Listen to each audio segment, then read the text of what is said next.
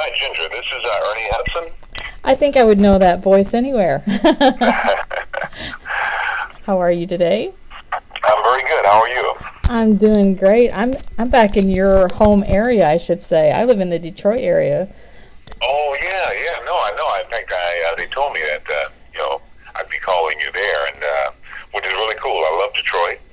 I'm like Benton Harbor. I'm like graduated from Wayne State. He's close by. Yeah, no, that's home, And, I always try to get back as often as I can, but that's not always easy. I sold insurance there, and then I worked for the Michigan Bell telephone company when it was still the Bell. When it was telephone Michigan company. Bell, huh? Before it was, I guess I don't even know what it was after that. Because it's been so long since I've had landline service. I know, yeah, you and everybody else. I mean, it's changed so much. I'm going to try to do all of this without going all movie groupie on you. Because I'm like a huge media nut, like of all kinds, TV, music, movies, but especially movies. So I know you very well. I've got a lot of favorites of things you've done throughout the years. And I think part of my favorite thing about you is the fact that you didn't accept kind of the status quo. You had some tragedy early on. Your mom passed away when you were young, and you were raised by your grandma, and you picked yourself up, went to college, graduated, went on to study your craft, and then just did what you loved. I mean, it kind of makes the new state of entitlement not an excuse, I mean, right, everybody can do something, and Well, I get the sort of new entitlement. The problem with it is, I mean, where are you going to get it? Yeah. So at some point you have to go, you know what, maybe you do deserve to have my kids. I go, yeah, I would love for you to have all of that. But, nobody's going to give it to you, so you've got to accept that yourself. And I think that for me, the entitlement comes from my faith in God, in the universe, and that abundance, and that those opportunities. I mean, all of those things you want, but I'm not the guy to get it from, and neither is the guy next door. You should be asking higher powers, and to work with you, because even at that, you still got to go out there yourself. So I didn't mean to go off on a tangent, but the old thing about the truth will set you free. I mean, only the truth can really help you, because we can play around and pretend and act like and all that, but at the end of the day, the truth is the truth. Normally people associate you with Ghostbusters, but you know what? I really don't associate you with Ghostbusters. I mean, I associate you with it because you were in it, but right. My favorite, probably my favorite role you did was in The Hand That Rocks the Cradle. The Hand That Rocks the Cradle. It's funny because being in Detroit, I thought you was going to say The Crow. No, that's one of my. That's in my top three, though. Yeah. And it takes place in Detroit, but no, The Hand That Rocks the Cradle was. It was a very, it was a very intense movie but the character for me was very. Not just the word sweet isn't the right word, but he just reminded me of some people I knew, especially as a kid, and who were never accepted and never really allowed to just, be a part of. And so I'm very, very thankful I got a chance to play that role. I think it showed your range because, now I associate you with some kind of FBI agent or a cop. You get a lot of that. I don't know how that happened. Certainly. When I left Michigan Bell, that's the last straight job I've ever had. So why they put me in these sort of authority roles? I think probably has more to do with my voice. I think it's the voice, yeah. Anything else, or maybe the look. I do have this look that.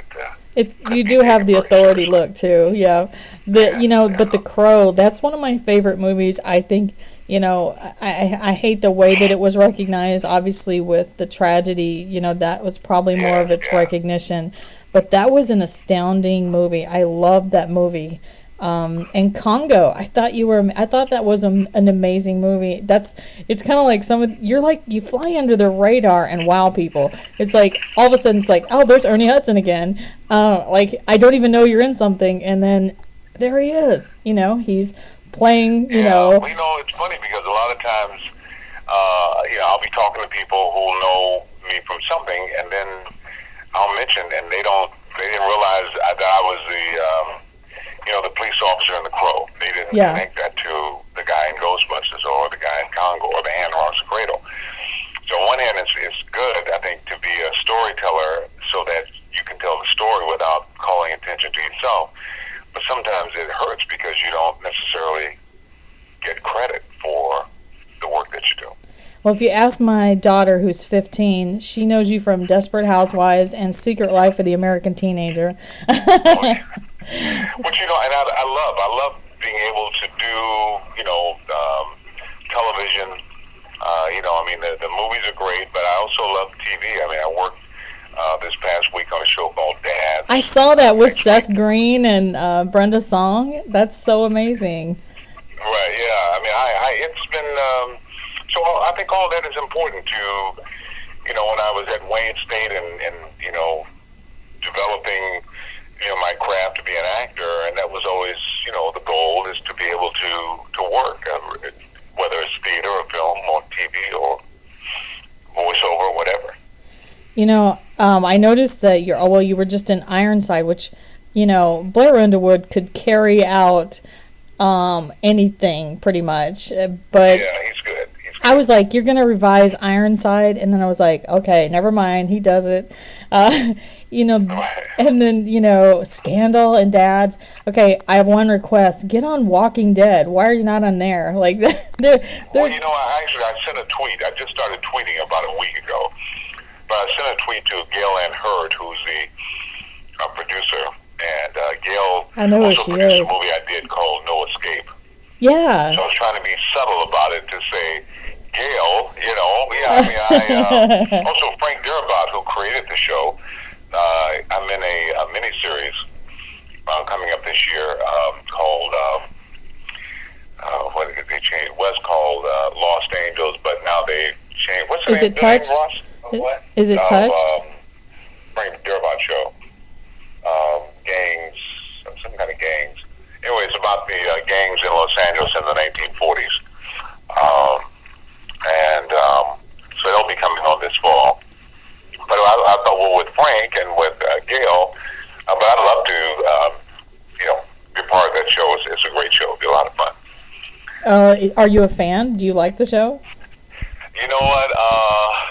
In all honesty, not really. Not really? I love the fact that the fans, I go to different conventions and I meet a lot of people, and so when they get excited about it, I go, well, yeah, I'd love to be a part of it because it's a part of them. But between you and me, I'm from that old school of what you put in is what you get out. Yeah.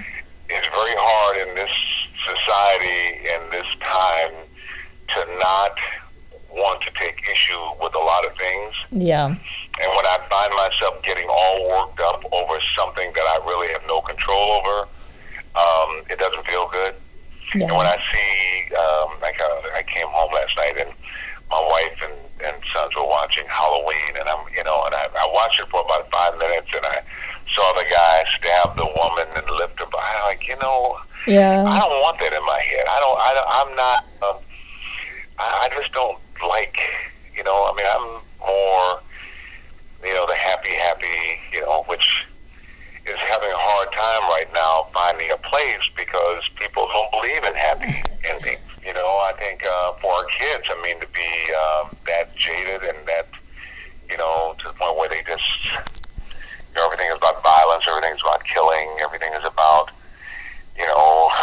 zombies eating somebody's brains, or, it's all about.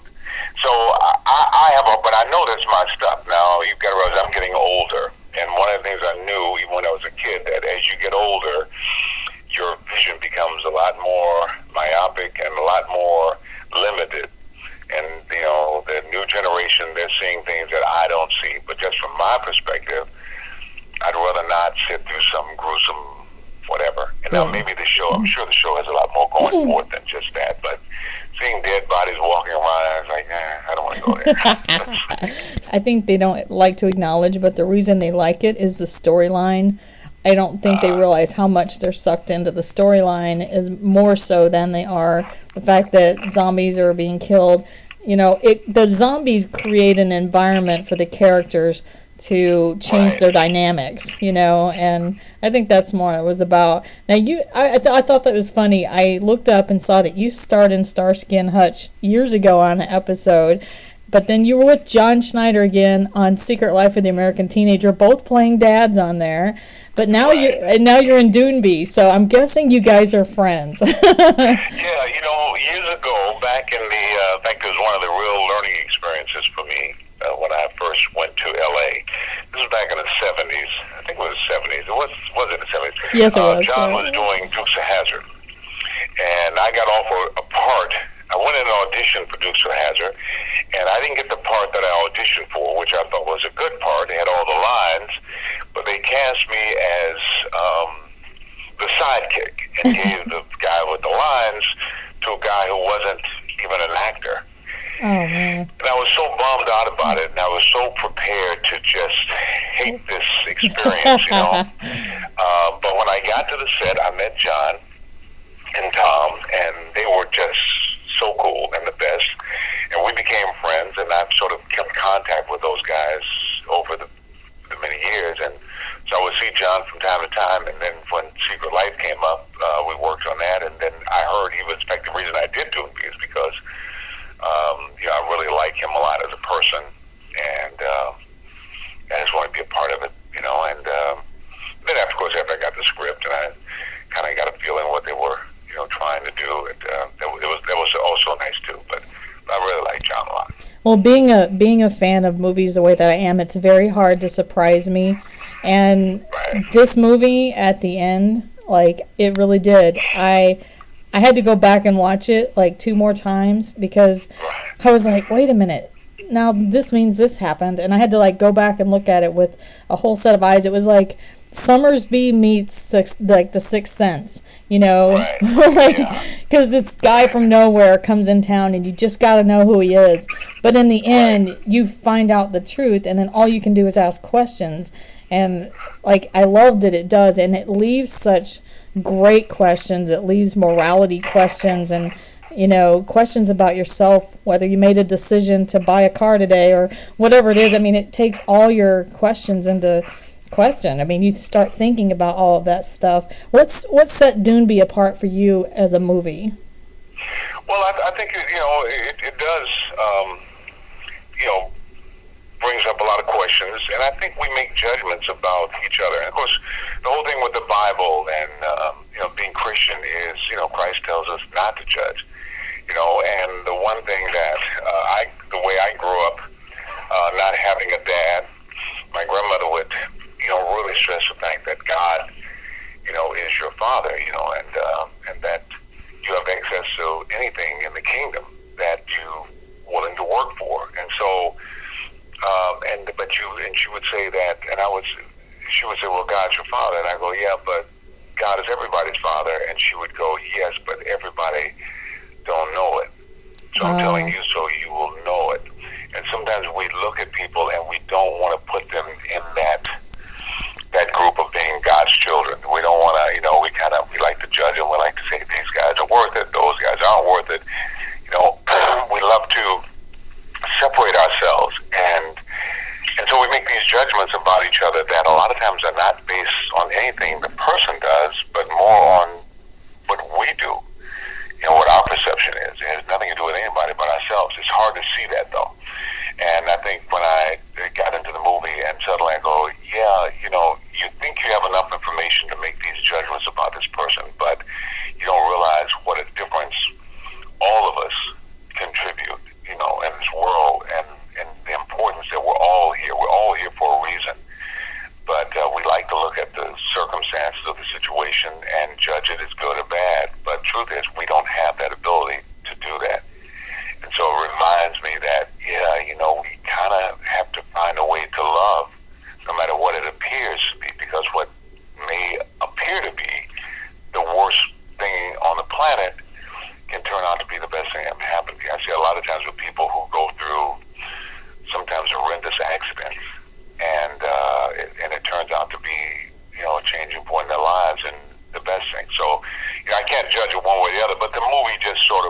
reminded me of that we're all in this together and we're all important. Yeah, I want to say one thing now. When interviewing Jen Gotzen, who has become just a delightful person in my life, she is so delightful. It was hard to see her in some of the roles she's played where she's more stoic because she's such a lovable person. But in this character, like the fun-loving character she plays, especially when she's, had too many drinks, like that seems like Jen, like she's just high on life. She's such a beautiful person.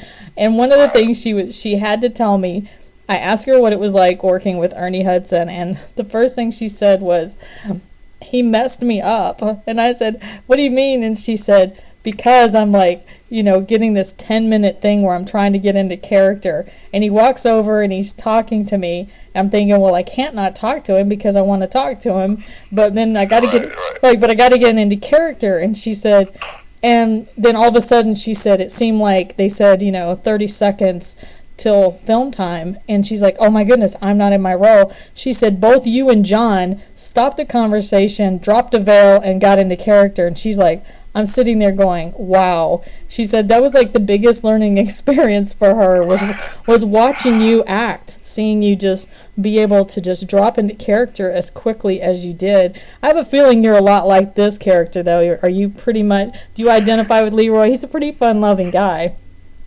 Well, yeah, I try to. In the old days, I think it was a real effort to play someone different. I was always fascinated by someone who was completely different. I thought I could actually become somebody else.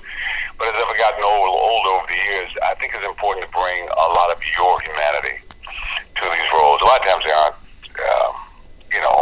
they're written a certain way, so you have to bring that your truth. And so I try to hold on to that. Now, the characters are in different situations, different circumstances, different things have happened to them. So you have to honor that. But I think, and I find the things, whether it's the character Leroy or Solomon in The Hand that Rocks the Cradle, there's something about him that could be me that, so it's not you, but you also know that it is you. That is you, maybe under different circumstances or whatever. And I don't. When I started out back in Detroit, and I'd have a role on stage, and I didn't allow people to address me by my name. They had to talk to me. I'd be in character all day, all week, whatever. And no, I don't do that anymore. I just go, you know what? Also, there's an honesty sometimes of not wanting to act. You don't want to find yourself. I get that a lot of times with the authority stuff because people want me to be this authority guy, and I'm really angry, and I go, you know what, I'm not feeling that. What am I angry about it? And why would I, and so unless you can make it make sense to me, I think this is how I feel the character would be under the circumstances. But just to add on the anger, because I'm not going there, and that becomes a real. And also, I will say of being African American, sometimes people will assume that I'll want to bring certain things in because if a guy grew up a certain way, if he's conditioned by his culture a certain way, then maybe he might talk that way. But not every African American comes from that or is that, or we're not all just one group of people. And because I'm black, I automatically. So it's always a kind of a fight it was one of the things with Congo.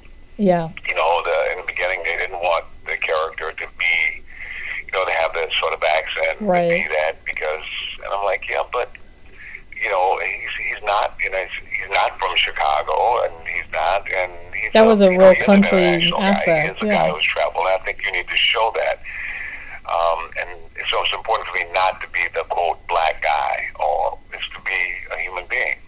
And but I did Leroy in this role because I think he's a good man, and I think that's important for me. When it's all said and done, you hopefully that you're a good man. You do whatever that means. I was born a man, so you want to be, you want to have integrity, and I think Leroy does. I think he sort of helps out, and he's important. So when John's character, whether we have people like Leroy around or not depends on each of us, and and what happens with his character determines whether we even have this guy around or not. So it makes so many I think questions. There's some life stuff that I don't think it's so much learning. I think we all kind of know, but I think sometimes we have to remember the importance of each other and the importance of that life. As much as I say I want to bring me to the character, you also have to sometimes fight against that, because even if it is me, if I was born in a different situation and different things happened to me, I wouldn't be, the same me. I'd be me, but a little different. So sometimes you have to change the sound. You might even change your walk. Whether you're suspicious, fearful, all those things may depend on your circumstances. But some actors, they only bring themselves. They don't bring a character. That becomes, otherwise it's always the same character in a different, and I don't sort of subscribe to that. It works, because when you love a guy, people love Sylvester Stallone, so they don't want to see him probably doing something way out of character. But right. That's not the fun part of the work that I like. I want to know, is Robert Davi as scary as he looks? Like he's got that like mobster look to him. He's such a great singer. I watch him sing and I just see Sinatra when I watch him sing, but like Jen just adores him. So he would be more like, he fit the sheriff role in my opinion. He looked just like the sheriff. I mean, normally they'd put you in that role, but you being the fun-loving bartender was like so much more appropriate. But he can just not even talk and just stand there with that hat and just look at somebody, Yeah. No. In fact, I saw him about a month ago. I was at this cigar place and with a friend. I'm not a cigar smoker, but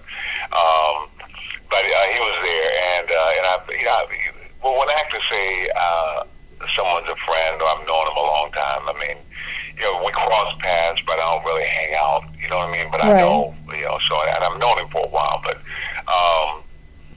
he's such a great guy and such a giving guy, and in fact, he gave me the name of his voice coach and was telling me that how much he's enjoying the music, and that he knows that I also like to sing, that I should consider maybe, expanding into that area. I don't know if I have time to do that, but I just have so much respect for him because he does. But some people also, I think, actors just have a great character look.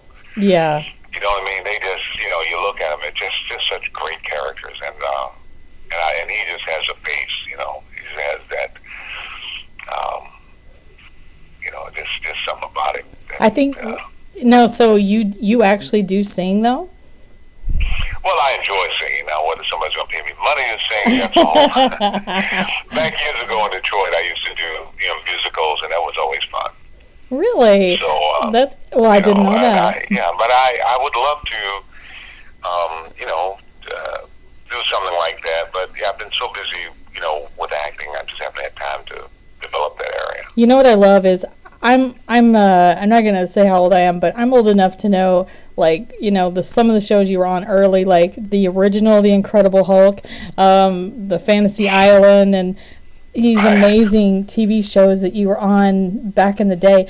Different Strokes, the original A-Team, Give Me a Break, One Day at a Time, Webster. Like, you've been on, and then you got to star with John Candy and Berserk. Like, there's all these incredible roles. I love the Basketball Diaries. I think a very underrated role as far as like the movie itself. I love that. I thought, it's like Leonardo DiCaprio, Mark Wahlberg. I mean, there's so much great stuff in that. But with all of these different things, it's like you still seem like you're still dreaming, like you're still following dreams. Like you've done so many things. You could have stopped like halfway through your career and said, "Wow, what an amazing career I've had."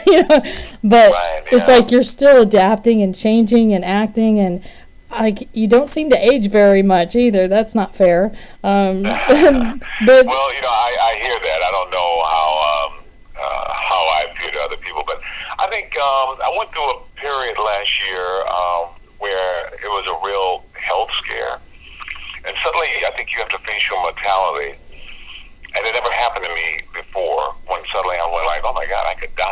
Yeah. And in fact, there's a good chance that I may die. And if that happens, how do I feel about that? I mean, and then you realize that you got probably one choice. You can now start begging, oh God, please, just, I don't want to die, or you can just, if this is it, then that's, you have to make peace with that. And if this is it, then all the people I love and the people I'm so concerned about, they will have to go on and they'll be just fine. And so, when that didn't happen, then you go, well, then I'm here. Let me enjoy this. Let me really enjoy this gift that God, and I say gift, I don't mean, but this gift of life. Let me treasure this. And also I realize I can't fix everything. I think up until then I'd look at a situation and there was some things wrong with it, and I'd try to go, I'm not happy with this, and we got to fix this, we got to fix that. And suddenly you realize, I don't think you can fix it. You have to kind of make peace with it. You can, do things to improve it. But in terms of getting there and fixing things, and when you fix it, then you're going to enjoy it, that ain't going to happen. Well, your priorities certainly get in line, don't they, when you face something like that? Because if I'm doing it because I'm enjoying it, then why ain't I enjoying it? Yeah. You can't say, I love this, and you're hating it. Right. It's like, so if you're going to do it, you might as well really enjoy it, or don't do it. And I feel that way about work. I feel that way about the conventions. If you don't want to do it, don't go into it grumbling and complaining. I mean, embrace it. Do it. I mean, this is what we do. This is our lives. And that's what kept the Israelites going around the mountain 40 years. It was an 11-day trip that took 40 years. And the reason it was is because God said, because of their murmuring and complaining.